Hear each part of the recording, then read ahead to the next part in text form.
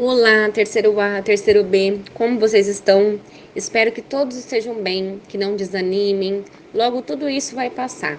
E já estão no último ano, então vocês precisam se preparar da melhor forma possível para enfrentar os desafios que hão de vir, né?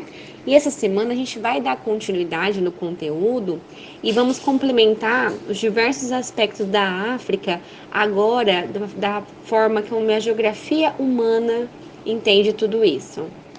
Sobre a população, nós podemos destacar que o continente africano possui quase 900 milhões de habitantes. Porém, a distribuição da população pelo espaço do continente é muito irregular. O Vale do Nilo, por exemplo, possui densidade demográfica de 500 habitantes por quilômetro quadrado, enquanto os desertos e as florestas são praticamente despovoados. Outros pontos de alta densidade são o Golfo da Guiné, as áreas férteis em torno do Lago Vitória e alguns trechos nos extremos norte e sul do continente. As regiões das savanas, de maneira geral, são áreas de densidade demográfica média. Os países mais populosos são Nigéria, Egito, Etiópia, República do Congo, África do Sul, Tanzânia e Sudão. Vale lembrar que muitos dados relativos à população africana são estimados, pois os obstáculos apresentados pelo meio natural e o subdesenvolvimento que caracteriza o continente tornam quase impossível recensear todos os habitantes do território africano, muitos dos quais vivem em tribos inteiramente isoladas no mundo moderno. Poucos países africanos apresentam população urbana numericamente superior à rural. Entre os que se enquadram neste caso estão Argélia, Líbia e Tunísia. A quase totalidade dos países africanos exibe características típicas do subdesenvolvimento, elevadas taxas de natalidade e de mortalidade, com expectativa de vida muito baixa. Na maior parte do continente, mais da metade dos trabalhadores está na zona rural.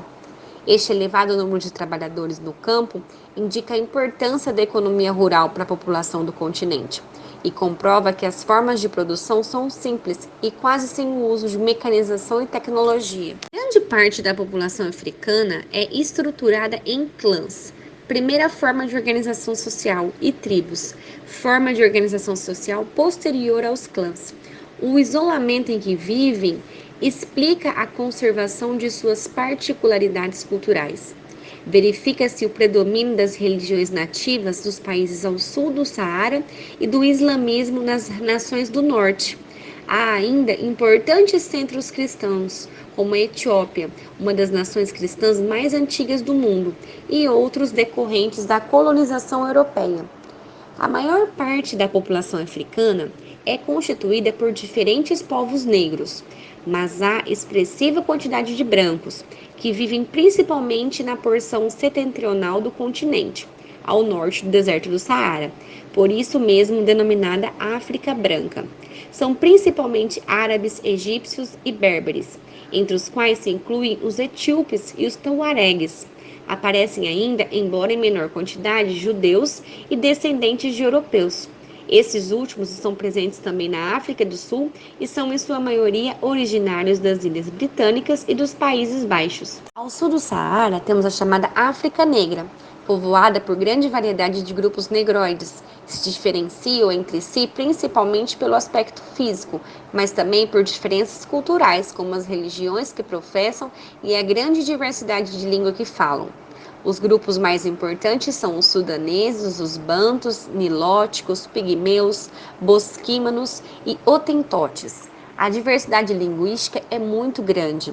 As línguas e os dialetos locais convivem com os idiomas introduzidos pelos colonizadores europeus, em especial o inglês, o francês e o afrikaner.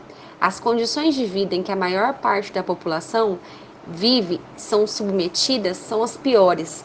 A África subsaariana é a região mais pobre do planeta, com os piores indicadores socioeconômicos conhecidos. Poucos países africanos se enquadram no grupo médio de desenvolvimento humano, como é o caso da Líbia.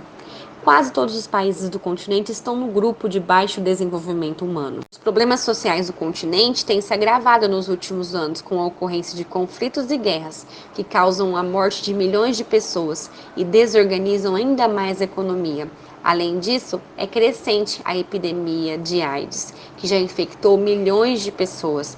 No ranking do Índice de Desenvolvimento Humano, calculado pela ONU, todos os países da África subsaariana possuem IDH considerado baixo. Sobre a economia, vale destacar que o continente africano é o menos desenvolvido economicamente.